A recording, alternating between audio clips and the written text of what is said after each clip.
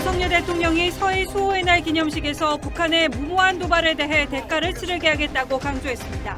북한은 핵을 탑재한 공격 무기를 수중에서 발사하는 시험을 했다고 주장했습니다. 민주당이 어제 헌재의 검수완박 판단 뒤 곧바로 꼼수 탈당으로 검수완박법을 완성한 민영배 의원 복당 추진 검토에 들어갔습니다. 거짓말 논란을 낳은 김의겸 대변인은 교체가 거론됐습니다. 중국발 황사가 전국 대부분 지역으로 확산됐습니다. 호남과 영남 일부 지역은 내일도 나쁨 수준을 보일 것으로 전망됐습니다. 테라 루나 사태 장본인 권도영 대표가 도피 1년여 만에 몬테네그로에서 체포됐습니다. 몬테네그로가 직접 권 대표 기소에 나선 데다 지난달 미국도 권 대표를 기소해 국내 송환의 변수가 될 것으로 보입니다. 프랑스에서 연금개혁에 반대하는 시위가 격화하면서 시청사가 불탔습니다. 경찰과 시위대 간 충돌로 부상자도 속출했습니다. 치킨 가격이 다음 달 또 오릅니다. 배달비를 포함하면 한 마리에 3만 원에 육박할 것으로 보입니다. 클린스만 축구팀 감독이 콜롬비아와 데뷔전을 치렀습니다. 캡틴 손흥민은 전반에만 2골을 쏟아냈습니다.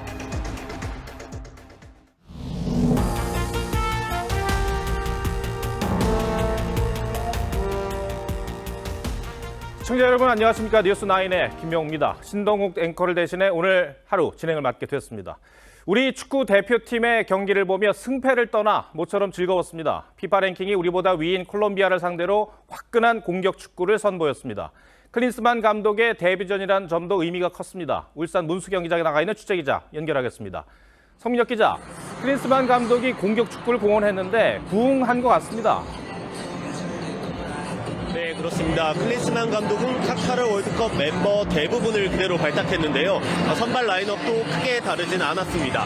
4-2-3-1 전형에서 손흥민을 왼쪽 측면이 아닌 조규성 아래로 두면서 공격적인 축구를 펼쳤습니다. 대표팀은 높은 점유율을 바탕으로 시작부터 경기를 주도했는데요. 전반 10분 만에 선제골이 나왔습니다. 상대 실수로 골키퍼가 자리를 비운 골문으로 손흥민이 정확하게 차넣었습니다. 콜롬비아전 3경기 연속 골입니다.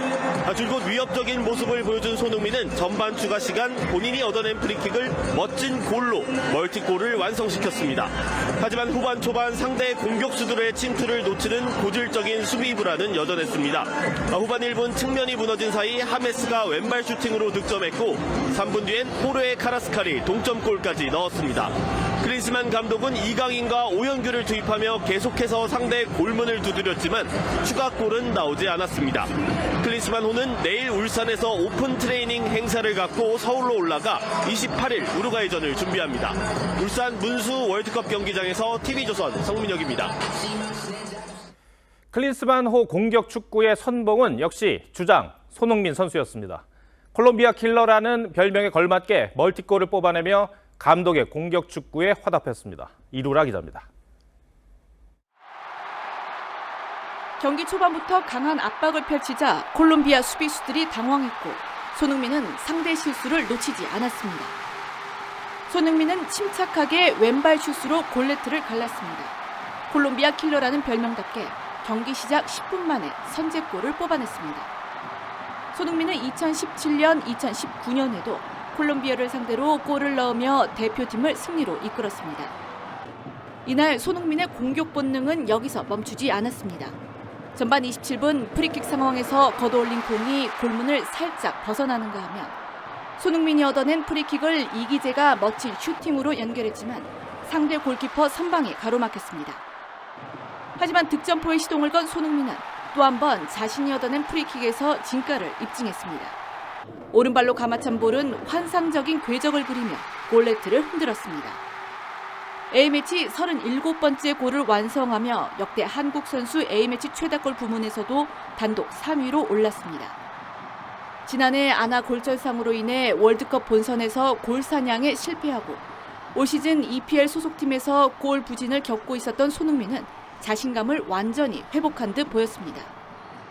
월드클래스 손흥민, 클린스만호가 선포한 화끈한 공격 축구의 진수를 제대로 보여줬습니다. TV조선 이루라입니다. 오늘 울산 축구 경기장에 운집한 3만 5천여 명의 관중들은 목이 터져라 대표팀을 응원했습니다. 카타르 월드컵 16강 이후 처음이자 4년 만에 울산에서 열린 A매치 경기였습니다. 현장의 뜨거운 열기는 이다솜 기자가 전합니다. 쌀쌀한 날씨에도 경기장을 찾은 팬들의 얼굴은 웃음꽃이 가득했습니다. 오늘만을 기다렸다는 듯 친구들과 함께 붉은색 유니폼을 맞춰 입은 중학생 팬들부터 조규성도 잘하고 있고 물론 우리나라 이제 아시아의 최고 손흥민도 있으니까 오늘 최대한 재밌게 보려고 합니다. 경기에 출전한 삼촌을 응원하기 위한 어린 조카의 발걸음까지. 우리 삼촌 잘해서 이기면 좋겠어요. 화이팅! 4년 만에 울산에서 열린 A매치 경기인 콜롬비아전은 카타르 월드컵의 열기가 고스란히 느껴졌습니다. 경기장을 가득 채운 팬들은 경기 휘슬과 동시에 목이 터져라 응원가를 불렀고 그 열기는 전반 10분 만에 최고조에 달했습니다. 주장 손흥민의 선제골이 터진 순간 울산 문수축구 경기장은 열광의 도가니가 됐고 선수들은 함께 세리머니를 펼치며 팬들에게 화답했습니다. 관중들은 경기가 끝나는 순간까지 활기를 불어넣었고 선수들은 멋진 투혼을 쏟아냈습니다. 베일을 벗은 클린스만호는 28일 우루과이를 상대로 첫 승에 도전합니다. 울산 문수축구 경기장에서 TV조선 이다솜입니다. 다음 소식입니다.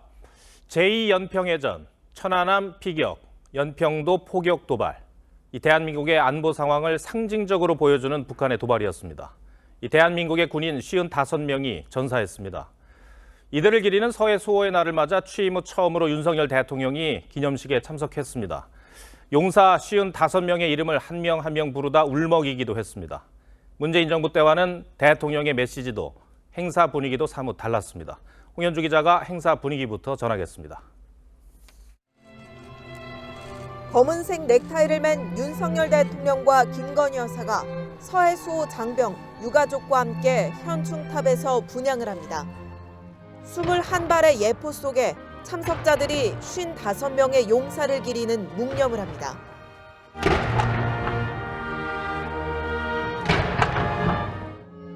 윤 대통령은 영웅들을 영원히 기억하겠다며 55명의 이름을 일일이 불렀는데 도중 울컥해 25초간 말을 잇지 못하기도 했습니다.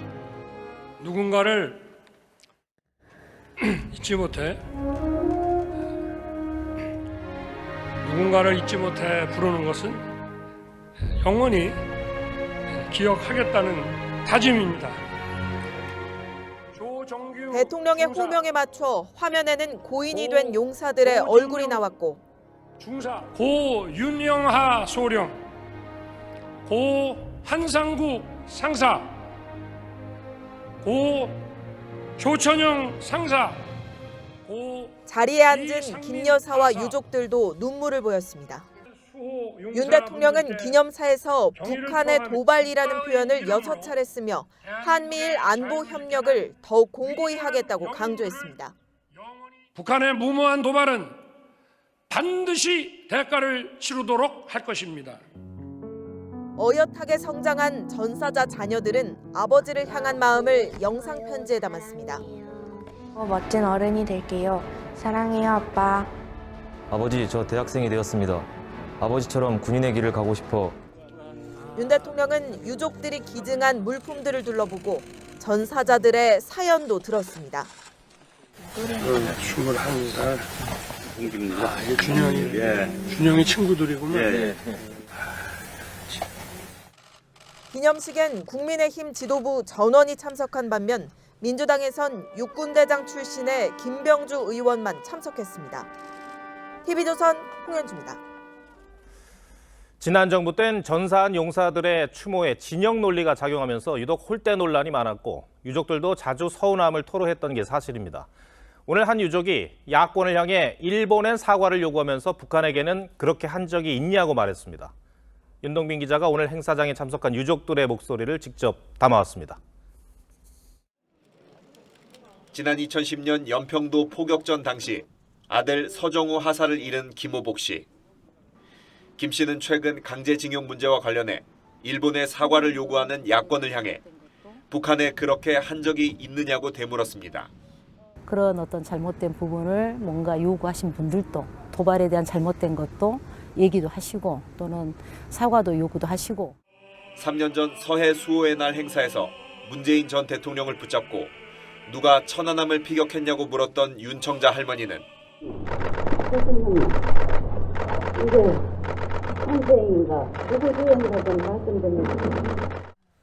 오늘 행사에선 진심 어린 위로를 받았다고 했습니다. 내 새끼 이름 불러준 게 고맙고 감사하기만 하지 북한 소행이라고 인정하고 있다고 답변을 해줘서.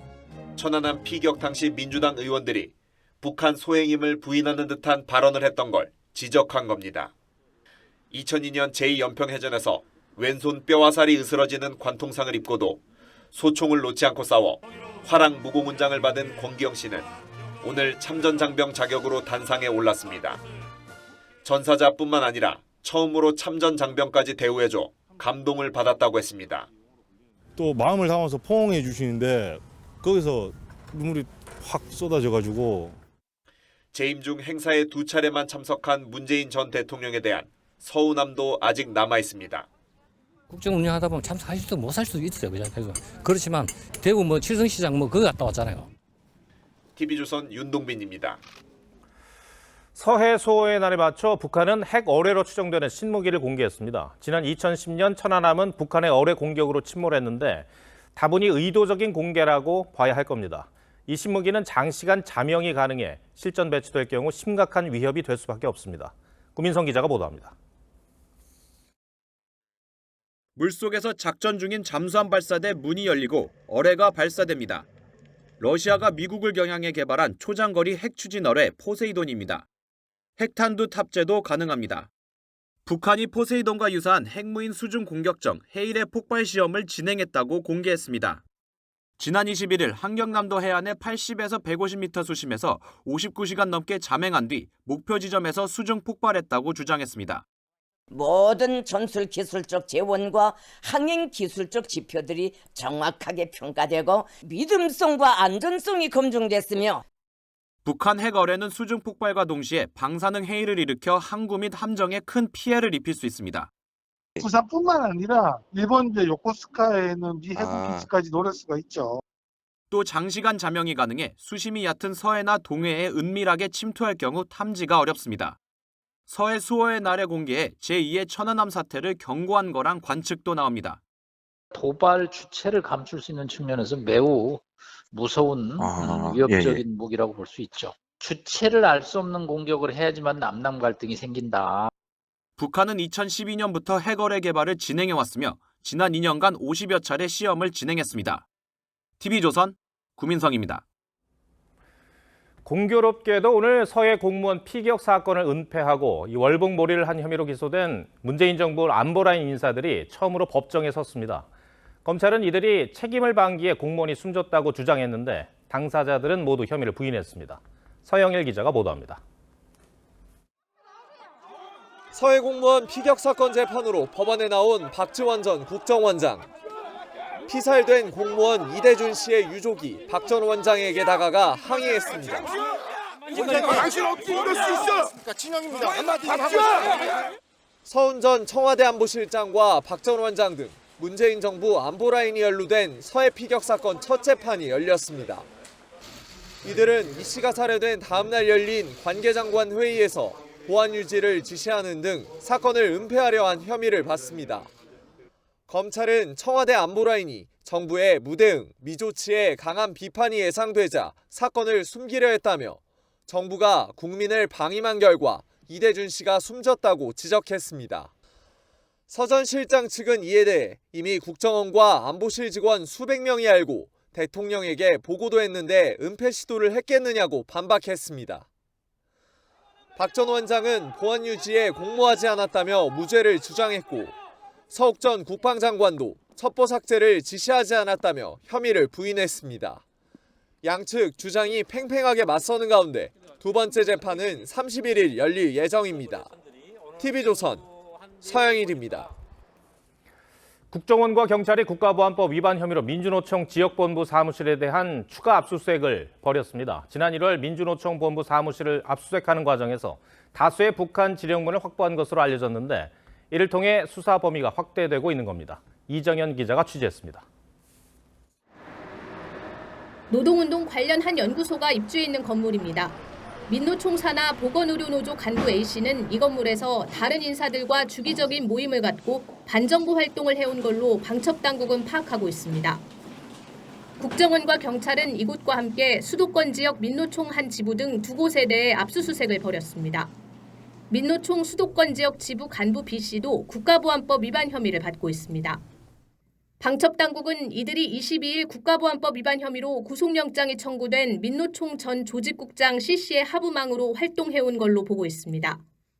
대공 분야에 정통한 한 관계자는 두 사람은 C씨를 주축으로 북한 지령에 따라 각 분야에서 반미 반일 반정부 활동을 해왔다고 했습니다.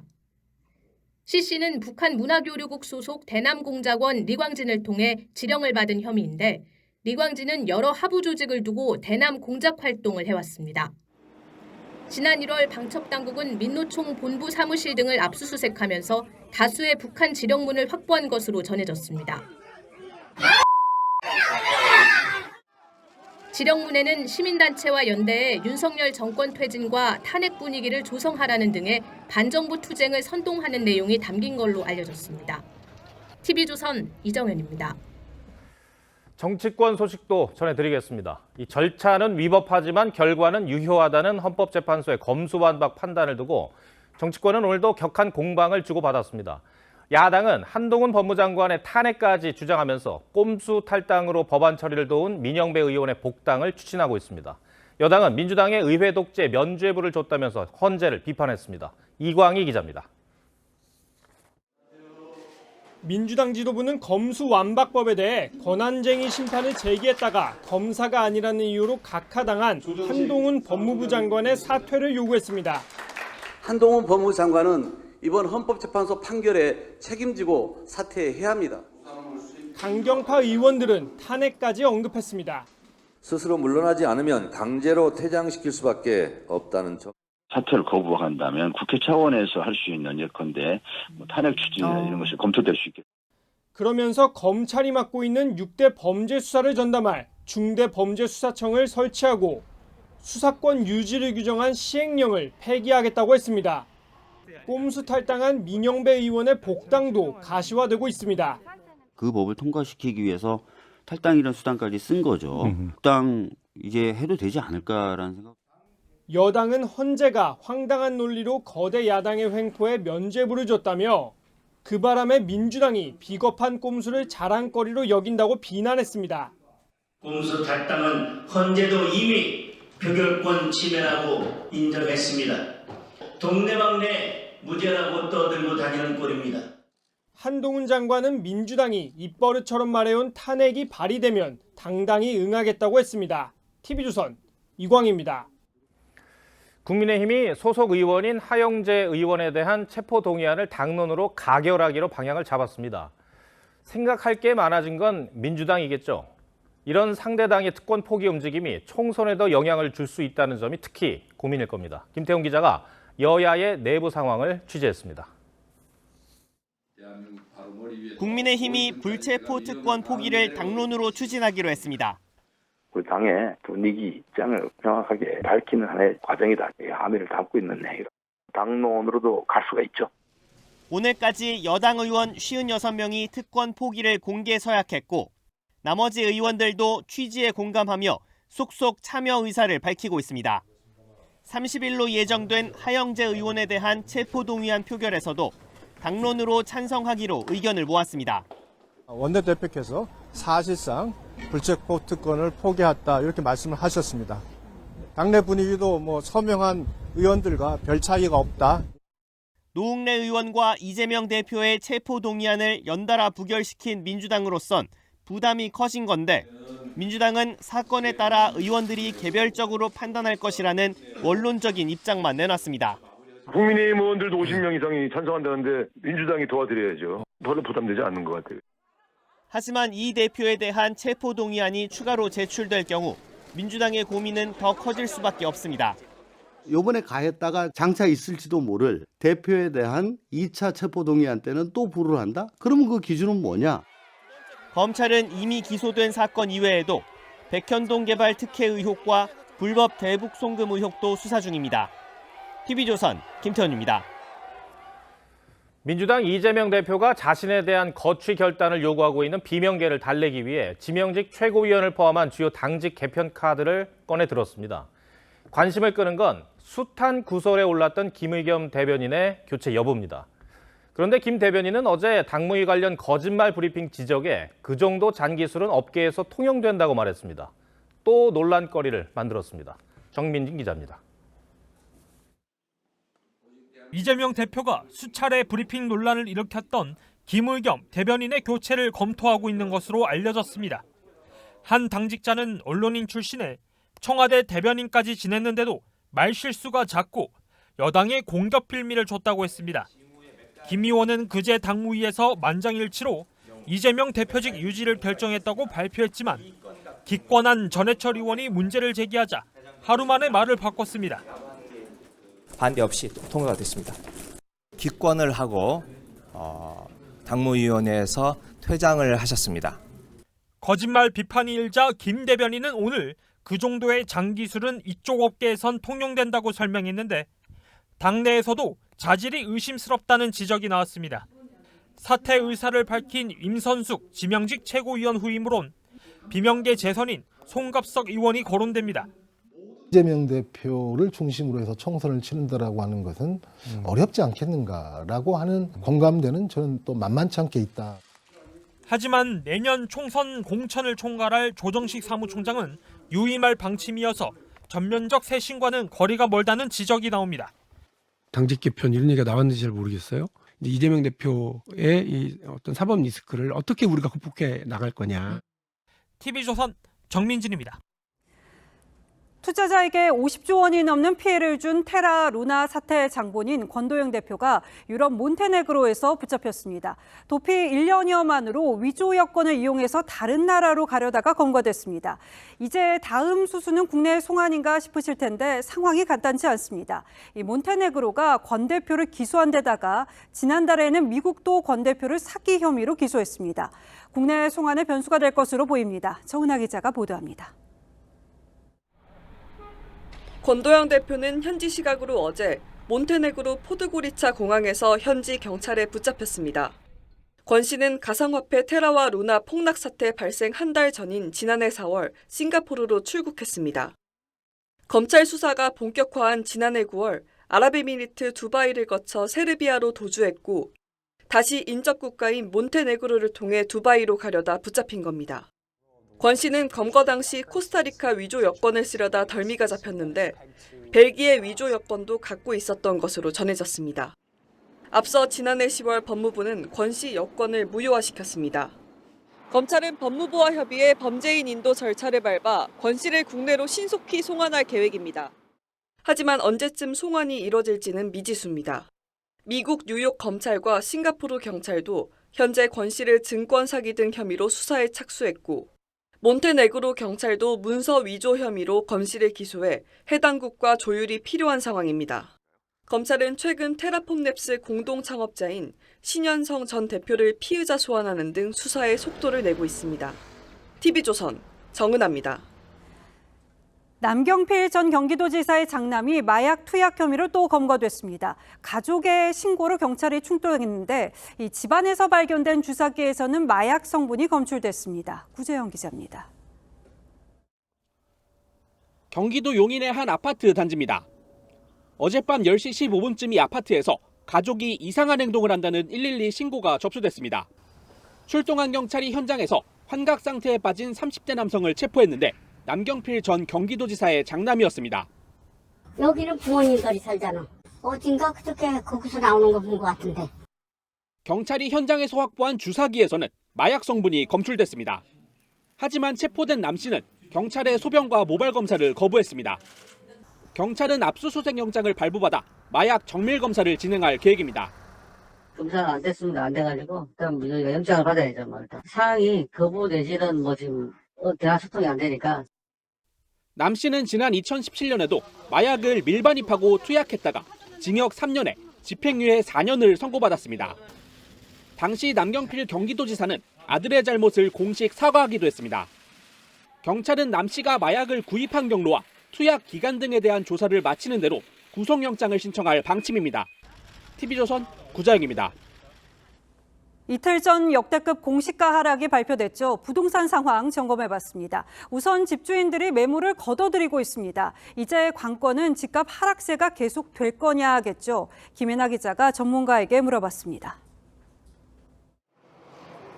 서울 송파구의 한 아파트 단지.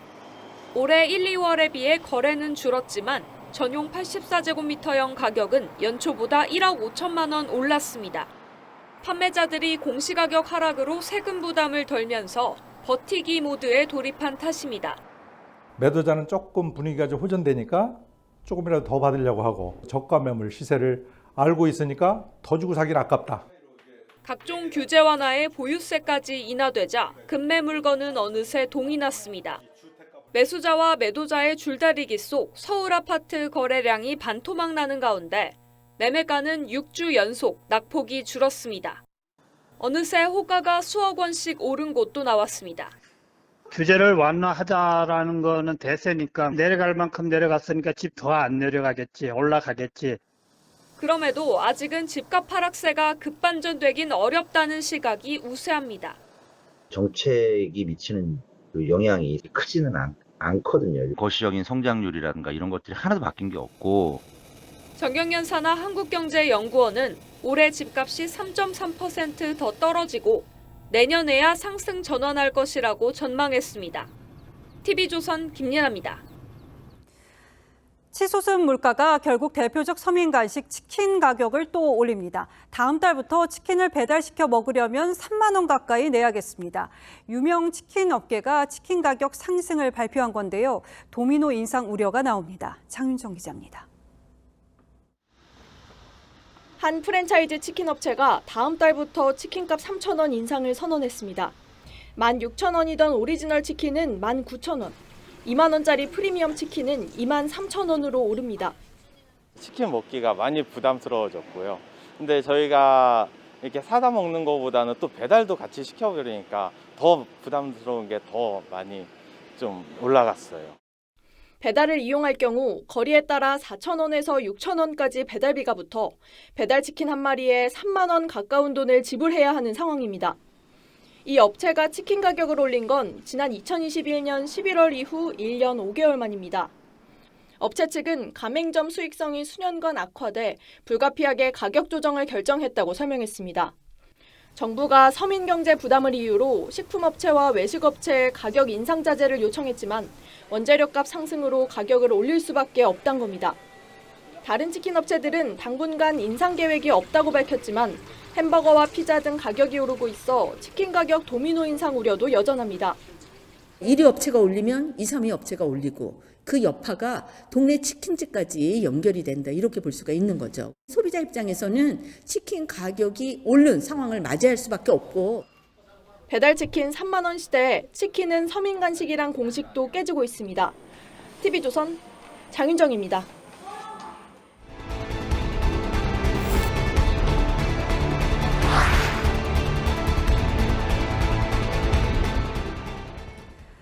저출생 쇼크 연속 기획, 오늘은 지난 16년 동안 정부와 지자체가 경쟁적으로 내놓은 대책이 어느 정도 효과가 있었는지 짚어보기 위해서 저희 취재진이 다음 달 7째 아이 출산을 앞두고 있는 부부를 만났습니다. 이 부부는 지난 13년 동안 출산을 이어와서 누구보다 정부 정책의 효과와 개선점을 잘 간파하고 있었는데요. 김창섭 기자가 다둥이네 하루를 따라가 봤습니다. 다둥이 엄마의 아침은 매일 전쟁입니다. 그리고 준아, 휴대폰 이제 꺼. 새벽 6시 일어나 중학생 첫째 등굣길부터 2살 배기 막내 어린이집 등원까지 아침 채비에만 꼬박 4시간이 걸립니다. 넷째까지는 계획하고 났는데 하나만 더 넣자 하다가 7째까지 오긴 했는데. 첫 출산 이후 13년 동안 정부와 지자체의 다양한 출산 대책을 체험했습니다. 출산 장려금도 2010년생 첫째 영원에서 뱃속 7째 때는 500만 원으로 껑충 뛰었습니다. 기저귀, 분유, 물티슈가 다죠. 일단 제일 많이 들어가는 게. 당장 도움이 된 지원으로는 임신 출산과 병원 비용으로 받은 60만 원 바우처와 양육 지원금 등 현금성 지원을 꼽았습니다.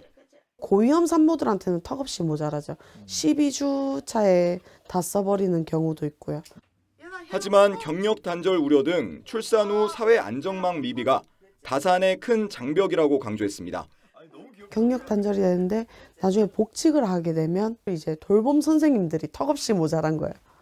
그러니까 어쩔 수 없이 육아하는 엄마들은 퇴사하는 경우.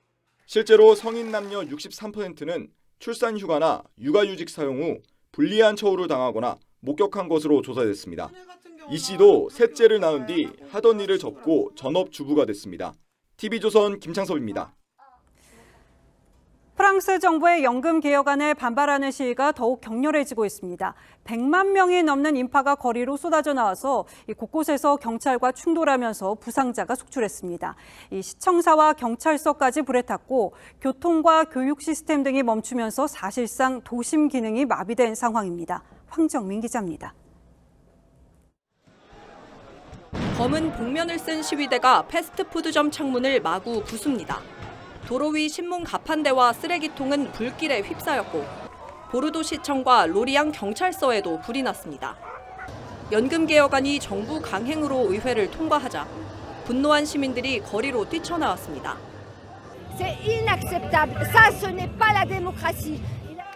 이번 9차 시위에는 정부 추산 108만 9천 명, 주최 측 추산 350만 명이 참여해 역대 최대 규모였습니다. 경찰과 시위대의 충돌이 격해지면서 프랑스 전역 250곳에서 457명이 체포됐고 한 시민은 시위 중 엄지손가락을 잃기도 했습니다. 지난주 마크롱 정부는 헌법 49조 3항을 발동해 하원을 건너뛰고 현재 62세인 정년을 64세로 연장하는 연금 개혁안을 통과시켰습니다. 야당들의 내각 불신임안도 모두 부결되면서 법안은 이제 헌법위원회 최종 검토를 앞두고 있습니다. Eh bien, il faut que ça rentre en vigueur d'ici à la fin de l'année. Mais maintenant, entre les sondages et le court terme et l'intérêt général du pays, je choisis l'intérêt général du pays. 노조가 오는 28일 10차 대규모 시위를 예고하면서 프랑스는 극심한 혼란에 빠져들고 있습니다. TV조선 황정민입니다. 윤석열 대통령이 근로시간 개편안의 보완 검토를 지시했죠. 청년 세대로 이뤄진 국민의힘 노동부 대통령실 관계자들이 MZ세대 노조 연합 관계자들과 치맥 모임을 가졌습니다. 모임 중간에는 윤 대통령과 깜짝 전화 연결도 있었습니다. 황병준 기자가 현장 분위기 전하겠습니다. 올바른 노동시장과 내일을 위하여! 서울 광화문의 한 치킨집. 20대에서 40대 청년들이 화기애애한 분위기 속에 맥주잔을 부딪힙니다. 대통령실과 여당 그리고 정부 관계자들이 근로시간 개편안에 대한 의견을 듣기 위해 MZ세대 노조 관계자들과 한자리에 모인 겁니다. 각자 갖고 있는 고민들을 잘 풀어내고 우리가 이걸 정책으로 구현할 수 있게 하기. 청년 당정대라는 하나의 플랫폼이 만들어진 게 좀 의미가 있는 것 같고요. MZ세대 노조 연합인 새로고침 노동자협의회 관계자는 투명한 노사협의를 통해 휴식권을 보장하고 공짜 야근을 없애야 한다고 말했습니다. 투명하게, 공정하게, 또한 자기가 나타나지 않도록 무기명으로 진행될 수 있는 그런 공신력 있는 문자 투표. 이 노동시장에 대한 방향은 생산성은 확보하되 노동시간은 줄여야 된다고 생각을 합니다.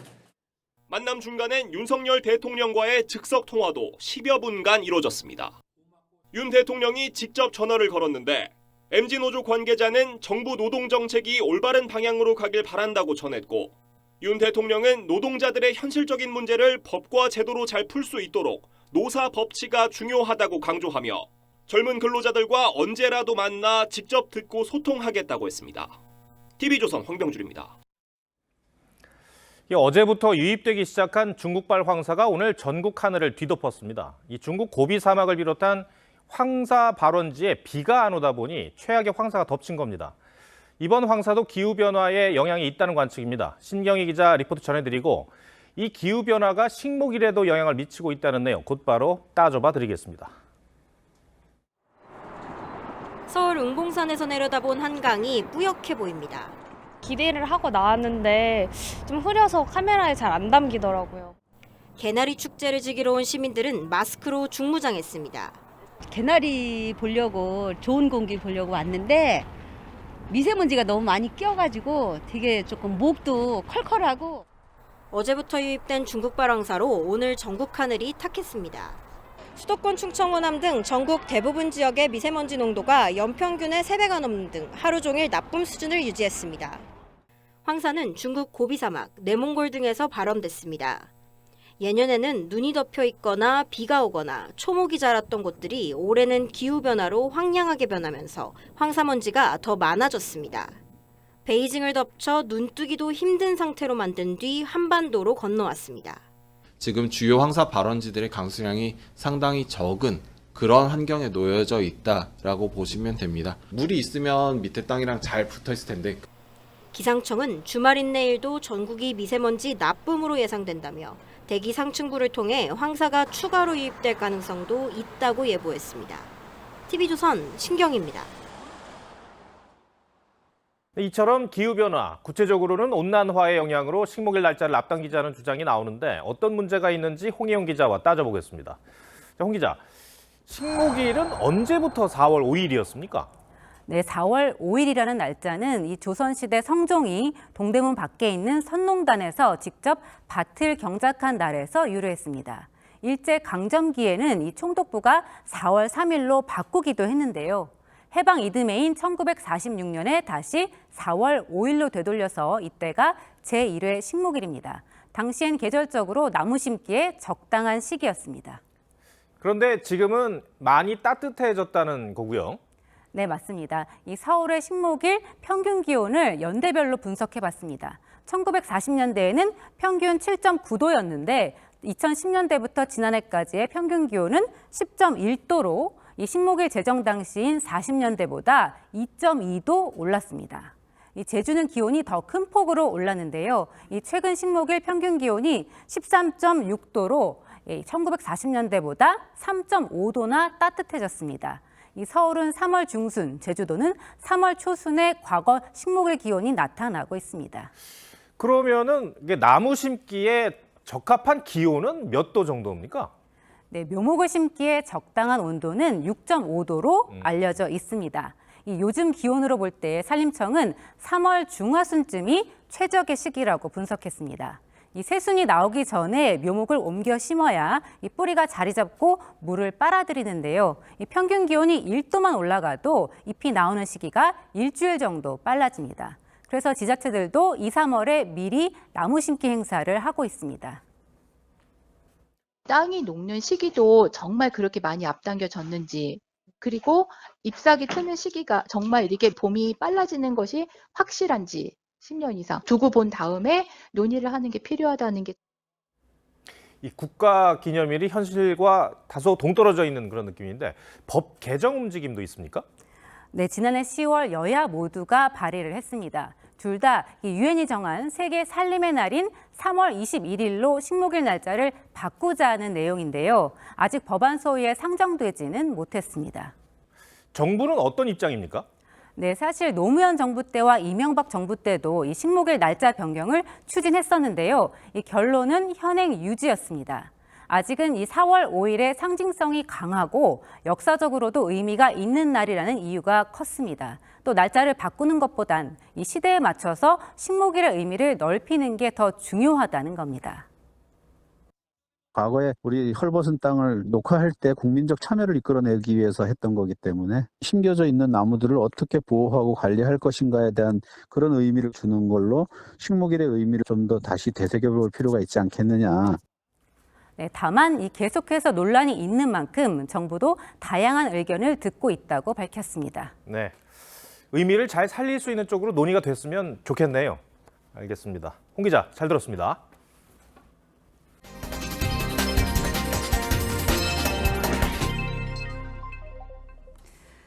짧은 동영상 열풍을 일으키면서 특히 청소년에게 인기를 끈 틱톡 많이들 익숙하실 겁니다. 틱톡은 중국의 동영상 공유 플랫폼인데 관련 청문회가 미국 의회에서 열렸습니다. 최근 틱톡이 미국 기자들의 정보를 중국 당국에 보낸다는 의혹이 제기되는 등 안보 위협이 우려되는 상황이 이어진 데 따른 건데요. 틱톡의 최고 책임자는 집중 추궁을 당했습니다. 변재영 기자가 청문회 분위기 전하겠습니다. 지난해 틱톡에서 미국 기자들의 계정을 사찰해 중국 당국에 제공한다는 의심을 받아온 바이트댄스는 틱톡의 모기업입니다. 결국 최고 경영자 추쇼우즈가 미 하원 청문회에 섰습니다. 의원들은 시작부터 틱톡이 중국 정부의 스파이 역할을 한다고 공격했습니다. And the Chinese Communist Party is able to use this as a tool to manipulate America as a whole. 중국 정부가 1억 5천만 명에 달하는 미국 이용자들을 감시, 통제할 수 있고 여론도 형성할 수 있다는 겁니다. You're going to continue to gather data, you're going to continue to sell data, you're going to continue to do all these things. 추쇼우즈 최고 경영자는 중국 정부와는 아무 관련이 없다며 항변했습니다. American data stored on American soil by an American company overseen by American personnel. 그러나 계속된 추궁에 중국 내 아직 삭제해야 할 자료가 남아있다고 말해 일부 정보는 여전히 중국에서 접근이 가능한 것으로 드러났습니다. 하원 외교위 청문회에서도 틱톡 위협론이 제기됐습니다.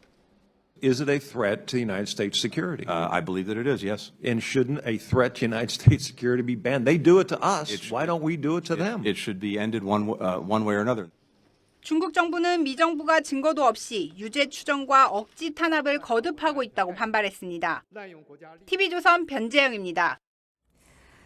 이 경기 침체에 물가 상승까지 겹쳐서 술 한 잔 여유 있게 즐기는 것도 부담스러우시죠. 특별한 날 즐기는 와인 한 잔도 망설여지는데요. 실제로 지난해 와인 수입이 큰 폭으로 감소한 것으로 나타났습니다. 대신 인기를 얻은 술은 뭐였을까요? 김충영 기자가 전하겠습니다. 와인 판매장이 한산합니다. 둘러보던 손님도 가격을 확인하곤 발길을 돌립니다.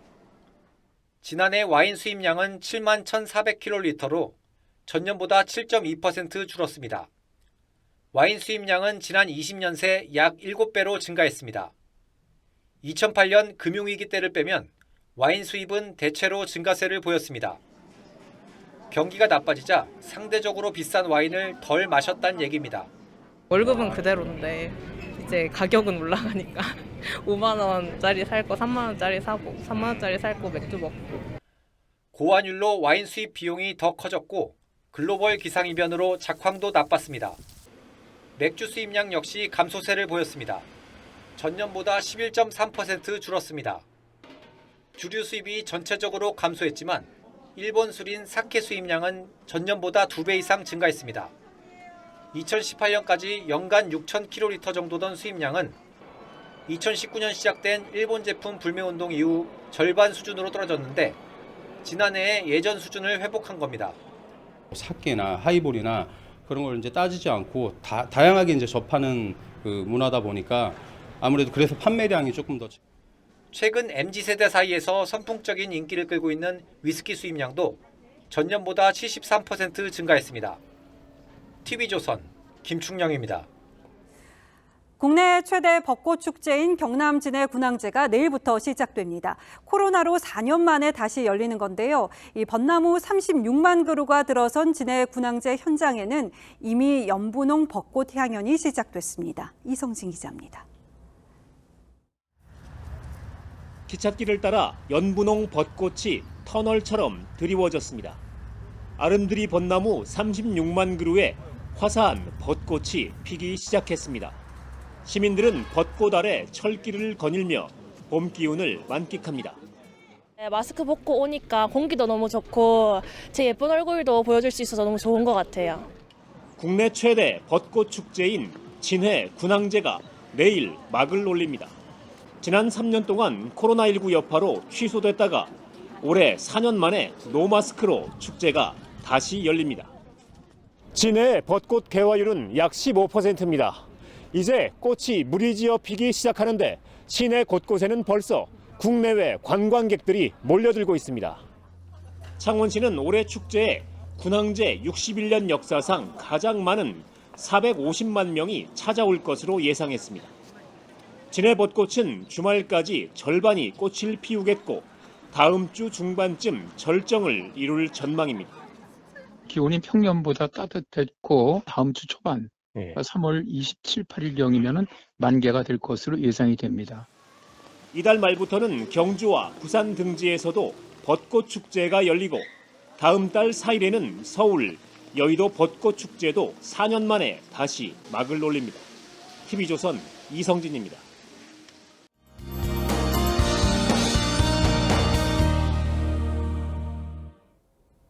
전국이 황사먼지로 뒤덮였습니다. 대부분 지역에 미세먼지 주의보가 내려질 정도로 상황이 좋지 않은데요. 먼지는 모레부터 차츰 해소되겠습니다. 주말에 외출하신다면 토요일보다는 일요일이 좀 더 좋겠습니다. 충청 이남 지역은 모레 새벽까지 비 소식이 있습니다. 오늘 밤사이 남해안 쪽으로 최고 20mm가 다소 집중되겠고요. 이후에는 비가 약하게 오다 그치다 하겠습니다. 강수량이 적기 때문에 건조한 날씨는 여전하겠습니다. 봄꽃이 일찍 피어나면서 나들이 객도 크게 늘고 있는데요. 산불 등 화재 사고에 유의하셔야겠습니다. 내일 낮 기온은 청주와 서울이 18도, 전주가 17도 등으로 오늘과 비슷하겠습니다. 당분간 일교차가 큰 봄 날씨가 이어지기 때문에 아침, 저녁으로는 따뜻하게 외투를 챙겨 입으셔야겠습니다. 날씨였습니다. 3월 24일 금요일 뉴스9 마치겠습니다. 시청해주신 여러분 고맙습니다.